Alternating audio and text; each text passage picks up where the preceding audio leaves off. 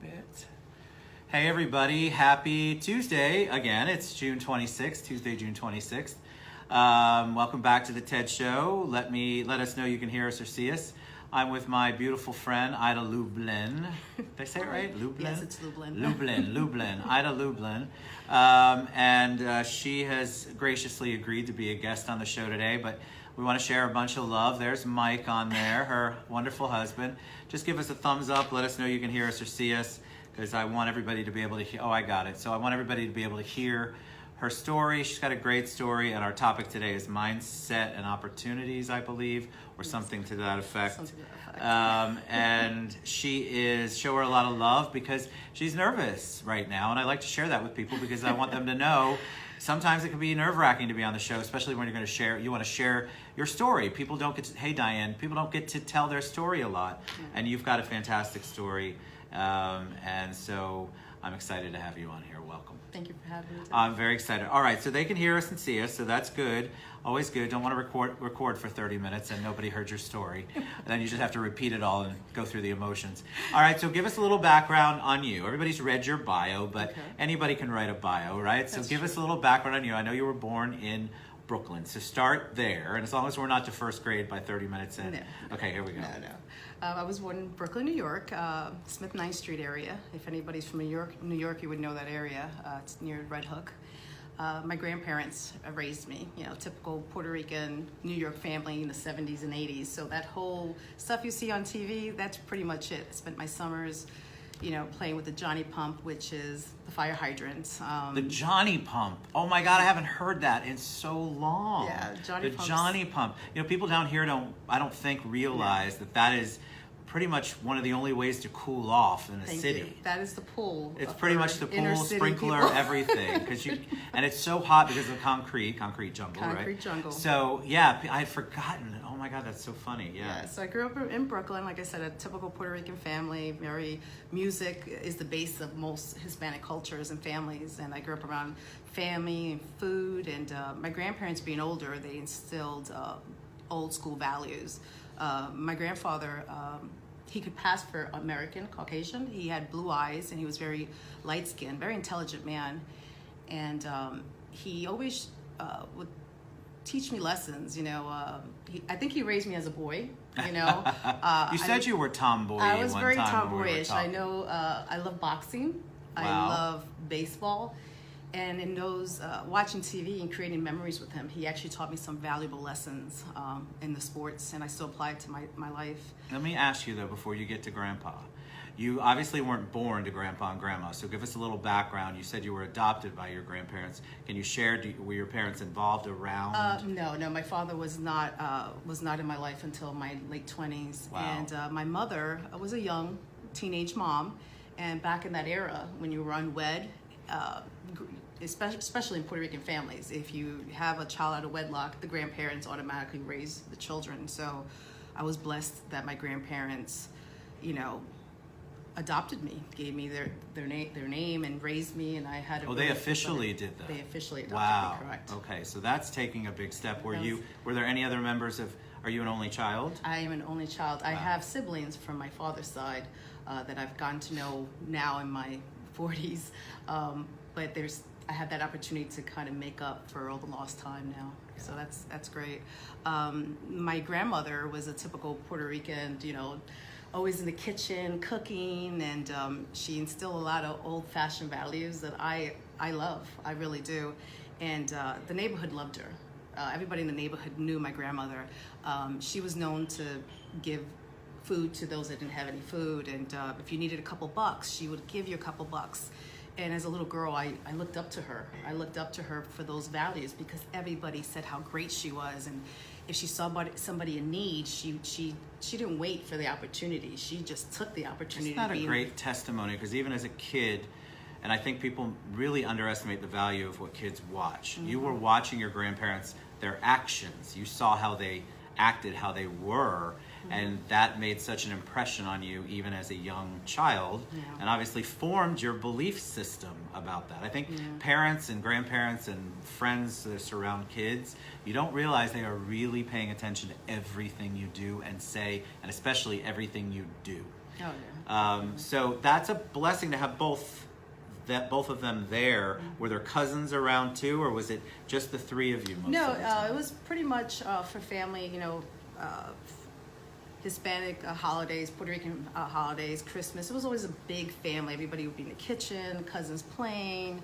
I remember the Schaefer cans, and I don't know if The you know that. Schaefer cans, like Schaefer beer? Yes, I forgot remember about that. Schaefer beer. Oh my gosh, that's memory. I do remember. I have really good memories, and, Yeah, you and I do. never forgot those memories. I didn't, and especially Christmas time. That was such a huge. What was a family time. tradition? Well, we didn't typically, like Americans. Well, I am an American, but I'm just saying. No, I typical- love that. It's funny because we talk about NAREP, right? And so a lot of times I'm the only non-Hispanic person at the table, and they talk about American time. It's fascinating the way that you talk, because when you talk about American time, and I sometimes get called the white guy, which is funny to me too. But Like Mike. that's nothing derogatory or discriminatory. no, it's just no. It's the way, it's the vernacular, it's the wording. Yeah, it's the wording. I remember Christmas time. We would, stay up. Christmas Eve was our big. That was a big celebration, and my mother, my aunts, my uncles would come over, and everybody would help make pasteles. And my grandfather would be with the men in the kitchen. I mean, in the living room, listening to salsa, merengue, and me and my cousins would run around and play, and I just remember those are really good memories. And to this day, I'm sure I love cigars, and it was I do. because I would run to my grandfather, sit on his lap, and he loved his cigars, and he's been gone for over 20 years, but to this day, when I smell a cigar, I think of You him. think of him? And it's such a sweet, loving memory. And That's awesome that you have positive memories, because obviously being adopted, you just don't know how the childhood could be. It could have been a very tumultuous time. And so it's wonderful that you have great things to reflect on. Yeah, they were very influential, and my grandfather, like I said, he taught me my love of boxing. And So did you watch it on TV? on TV, Yeah. we used to watch baseball, but baseball is like the staple in New York City. And I think for the first 10 years of my life, I wondered why Al was at every single game. And then I realized AL is not Al, it's American League.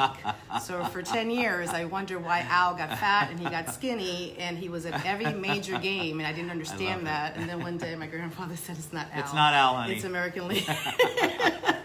But my grandfather taught me with the boxing, boxing is all about looking, anticipating their next move. Right. Watching their skills. If you don't know how to box, what do? You watch them, you watch their moves, you watch everything about them. And, as a little girl, I didn't understand that, but that actually came into play when I got a little older. So how did it come into play? What did you take from that? Obviously, I love the fact, and people are saying they love it, that you're reminiscing and talking about. Tom Redmond just came on and said he was adopted too. My wife was adopted, actually. But you took so much. It's actually amazing to hear as an adult, as a mom, a married woman, a career woman, that you still remember fondly and distinctly things that impacted you, and you took them with you, which is the mindset and opportunities discussion that we're having. Oh, yeah, And you took the boxing thing. I mean, I would have never thought about that, and the fact that you helped, that you applied it to your life or used it is really cool. Oh yeah, definitely. My grandmother did pass away when I was 9, so she was. I was quite young, so I was with my grandfather, and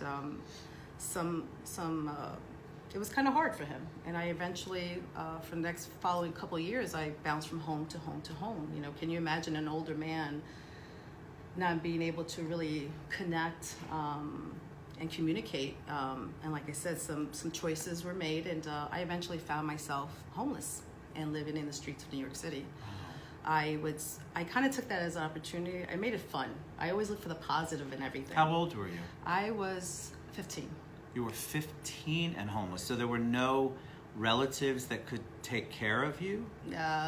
Some of them had lost contact with me, so I wasn't able to find them, and some others I want to say they pretty much said no, but that's okay, because I just figured, you know what, it's okay. And the summer, that's pretty much when I became homeless, in the summer of '87, I believe it was, and I took that opportunity to hang out with my girlfriends, and I would make it into a fun event.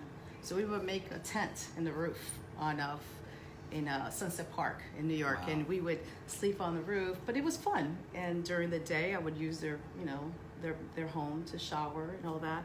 When the winter came, I couldn't do that anymore. Right. So what did you do? I mean, at 15, you're still basically a child. You're a younger adult, but you're definitely still a child. So how were you scraping for food? I mean, I don't want to make it, I don't want you to cry, I'm not but gonna I think it's fascinating to me because at 15, you're looking back and you're putting a very positive spin on it. But it had to be challenging. I think one of our largest population of homeless right now are kids around that age. Oh yeah, definitely. So how did you handle that?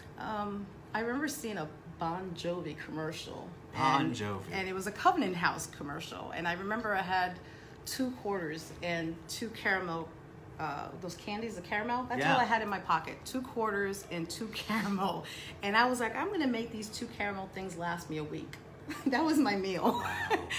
And I took the 2 quarters. I went to a local payphone and I called the number for Covenant House. And I remember with my luck, the payphone took my money but didn't get the call. And I was like, and I'm one of those that I definitely am not afraid. Right. So I found a way. I don't remember how I did it, but I found my way into New York City, and at the doors of Covenant House, and I lived there for several years. All right. So Covenant House, that was a.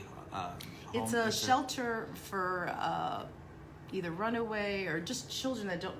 I think it's 13 to 21. Wow. Now, mind you, Covenant House in New York City in the 80s. If anybody's familiar with New York City, 42nd Street in the 80s, that was not a good place. Right. And in It's that changed so time much. frame, I actually learned a lot.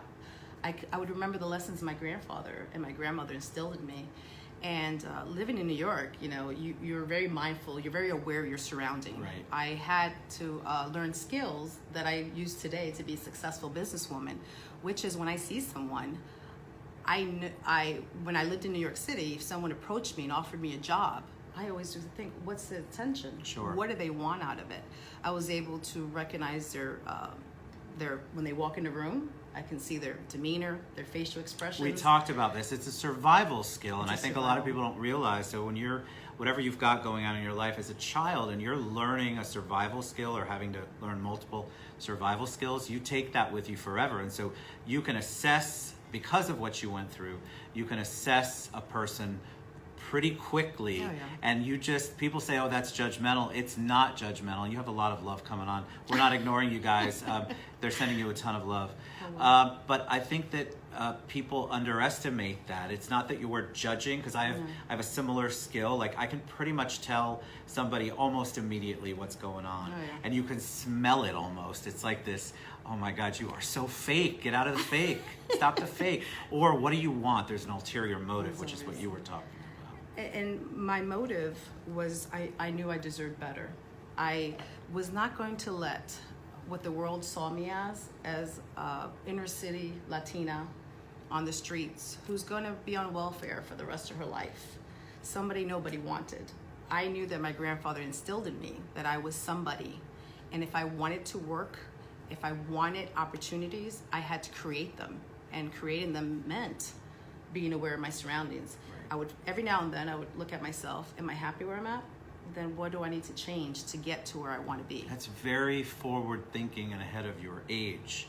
Obviously, there's obviously something you're born with, but what a blessing to have your grandparents help form that, even though it couldn't continue. Mm-hmm. It certainly helped you survive and develop. It did. But you're right. I think that and obviously the story you're telling, the mindset is so important. And you said it. You're the master of your domain. Exactly. You're the mistress of your domain, and you made the choice. You weren't going to allow anything like that to happen to you. No. And I think I mentioned to you, I've always been fascinated with science and history. I dropped out of high school. I was living in the streets, so of course, high school wasn't an option. I did enroll in community college and got my GED, and Good for you. got married at a young age and had 2 children. And I wanted education. I wanted to learn because I knew education was key. But how can someone like me, I thought, get an education. The only person stopping me was myself. That's true. So I spent hours in libraries. My kids can tell you, I would drag them every weekend to the library. Orange County Public Library System, kudos to you guys. And no one's paying me to say this, but I spent hours in the library. And it was funny because as I was learning, I would learn different things, different skills. And I was always wanting more. So one of the skills that my grandfather taught me as a little girl, and this is a Puerto Rican, so Puerto Rican families would understand this. When you walk out of that door, you're representing the family. Right. How you dress, how you look, how you sound, what you do, everything represents your family. I use that same mindset in how I carried myself, in every position, the opportunity I was given in every company. When I moved to Orlando in 2004, I started working for Orlando Orthopedic Center, and I started off at the bottom. And this is my love of the evolution chart I was telling you about. Yes, we almost used that. I love this analogy. I always come at entry level, so to speak. You know, if you ever went to school, you would see that chart of evolution with the ape turning into a man. I would come in entry level. I would come in quietly to observe. But my goal is, how far can I get in this company? How much? And not only advance myself, but how can I help others to follow me? That way I can share. Because there's a saying I always said, your success is my success. And I mean that from the bottom of my heart. It's a blessing, and I know you mean that. I think the same way. I think those of us, and we are, I mean, both of us are surrounded by people like that. Mm-hmm. People who truly want everybody to be successful, mm-hmm. and want to help other people along. That is such a blessing. It's not just a blessing for the person, it's a blessing for you, the person who believes it. And I think that if more of us continue to do that, mentor people. Hey Josh, hey guys. Ray Ortega says he spent a ton of time in Barnes and Noble, so he understands. He said something about the barrio. The barrio. What is that? That's Manhattan. Manhattan, there you go. Sorry, Ray. But yeah, I think that giving spirit that you mm-hmm. have certainly takes you further than if you are miserly about your talents and your gifts and what you want to share. Yeah, and the reason, I think for many years I was embarrassed of my background. You know, why? Here I am, you know, traveling overseas. I'm meeting with CEO members. In the back of my mind, I know my worth. I know what I bring to the table. But in the back of my mind, I was like, I don't have a college degree. I don't have what they have. But I knew that I was quicker. I got it. Yeah. And when I started believing and saying, you know what, I'm going to share my story, not for pity, but to empower other women that are in any situation, whether it's domestic abuse, whether it's depression, whether you come from a broken home. You're not defined by your situation. Agreed. Your situation does not define you. Agreed. But it will mold you on who you will become. So if anybody's in a situation you're not happy and you know you can do better and you deserve better, then there's ways of there's communities. My family has been my friends. My friends are my family. Understood. I get it. My church family in Pennsylvania, I lived for 14 years in Reading, Pennsylvania, and my Glad Tidings, they're my family. And to this day, I think people, it's funny because since we've talked about this, we have similar background. Family has always been friends until I had my own family. Mm-hmm. And I think that people don't understand how that can possibly be. Yes, I still talk to my cousins on Facebook. Mm-hmm. I love them all, but that wasn't who I considered my immediate, always in my life kind of family. Mm-hmm. And people underestimate the power of that, of blood's thicker than water. I just so disagree with that. I think it's mm-hmm. really, especially since if you're adopted, like my wife or Tom, or even though they were your grandparents, mm-hmm. it doesn't mean that. It means your relationship with them, and it isn't always the blood. Yeah, I definitely, and I think I joked around with you. I've always loved music and TV. And I found humor in everything. No matter what situation, I always look for the silver lining, a joke. And sometimes I hid behind my humor, but that's just a coping mechanism. Yep. One of my favorite movies growing up, and I idolized watching TV, there wasn't a lot of Latinas on TV in the 70s and 80s. The first woman that I saw was Rita Moreno on West Side Story. Yeah. And I didn't identify with Natalie Wood. Natalie Wood, yeah. Because she was playing Latina, and I knew she was not Latina. At 7 was years not old, Latina. I knew she was not Latina. And but I love the storyline. You know, here's Anita, who's played by Rita Moreno, and she's as feisty, and you know, she's Latina, but she's still ladylike. And I idolized her, and I used to say, when I get older, I want to be like Rita Moreno. You know, not she's classy. She can speak, and she looks like me. And I saw, and I was like, you know what? That was someone I inspired. And this journey, I always say, this success story is not on me. This is on people that came into my life, that encouraged me, that reminded me who I was. And even though my grandparents have passed on, or they weren't available in my darkest times, their message was still embedded in my brain. And my friends would come alongside me and be the family and support I needed. It's so important. We talked about it on we talk about this all the time. You know, you've got this circle, but it's really about who's in your corner. And you have to be super careful about that. And you have to try to surround yourself with it. And I think it comes with, first of all, the survival skills and the things you learn, but it also comes with age and refining that process of identifying who those people are who are really in your corner, who support you, that you go to. I'm gonna, on my Making a Difference, I don't know if I'm gonna do it today or tomorrow, I have this list of people, and somebody jolted the heck out of me last night, and I'm going to talk about that. But I think that you have to know then, and sometimes we get so caught up that we don't remember that they're in our circle until they're in our corner until we need them.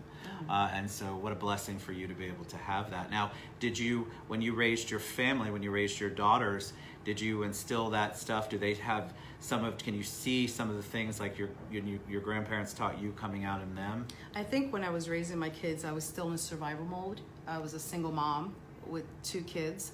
A lot of people don't realize Mike and I have not been married that long. I thought you've been married forever. I appreciate that, but no, we're not. It's been close to 10 years.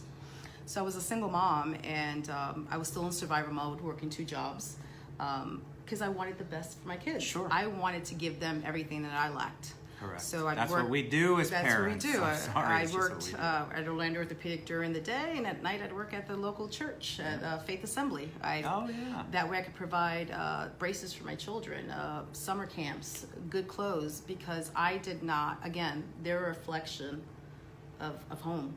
Again, so I did what I needed to do as a mom, and now I have 3 grandkids.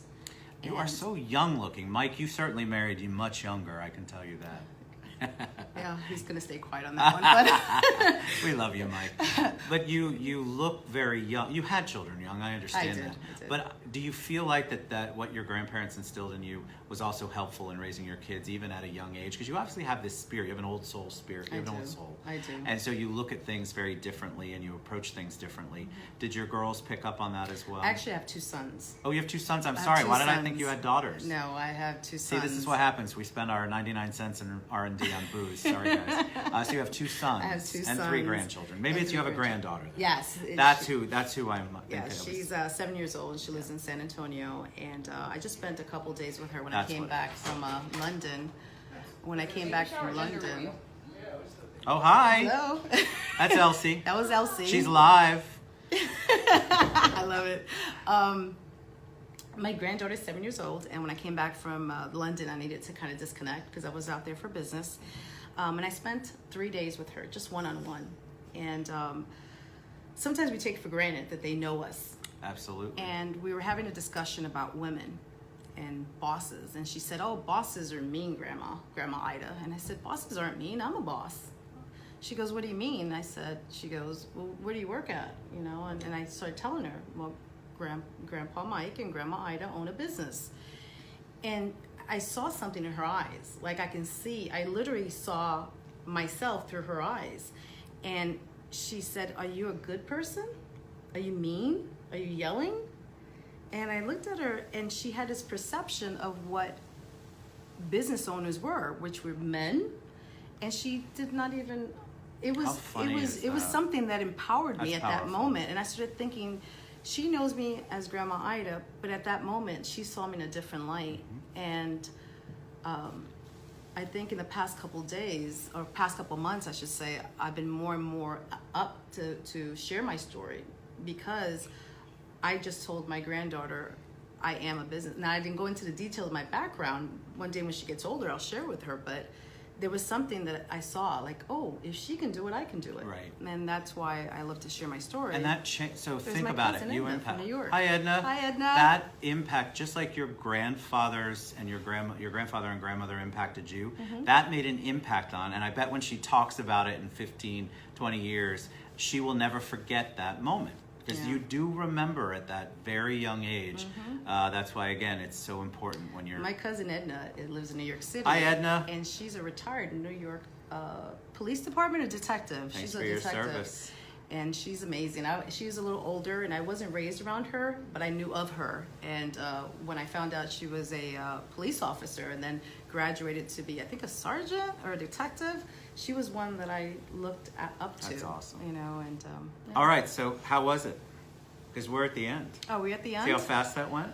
I All right, hope- so we're going to share. See, it was easy. Are you shaking anymore? No, I'm Okay, not. so there it is. So, detective, Edna Detective, says. okay. So we're going to share, because we didn't even get to talk about Ida's business. They own a Brightway. She and Mike own a Brightway insurance franchise, first one in the company here in Orlando. Amazing, amazing people. But we're going to share Ida's contact information. Feel free to reach out to her. That's really what she wants to do. She wants to empower you and empower somebody out there that might be going through the same thing or did, and maybe didn't have the support or the installation of those values like her grandparents gave her. So reach out to her. We're going to share all her contact information and everything like that after the show. So any parting words of wisdom, anything you want to share with them on the way out? If you meet somebody who's less fortunate than you, don't judge a book by its cover. Do your part. If you can share words of wisdom or words of encouragement or anything, invest in them. Those people along the way that invested in me in New York City, in Reading, Pennsylvania, in Orlando, Florida, I can't even think of the names or their faces, but I am here today because of their generosity. And You impact lives with that, people. I'm telling you, the smallest thing that you think is small, just do it. It's nothing out of your schedule or your life. And even if it's a little bit of sacrifice, believe me, you're going to impact a life and then impact multiple lives. Look at the lives that Ida has impacted because somebody took the time to impact hers. So it's got this amazing flow, and it exponentially grows as you continue to bless people. Thank you. I love you to pieces. You're amazing. And we will see you guys soon. Ida and I will both follow up and post. Sorry it went by so fast. So she'll respond, I'll respond. We love you guys. I'll see you back here around 3:30. thank you.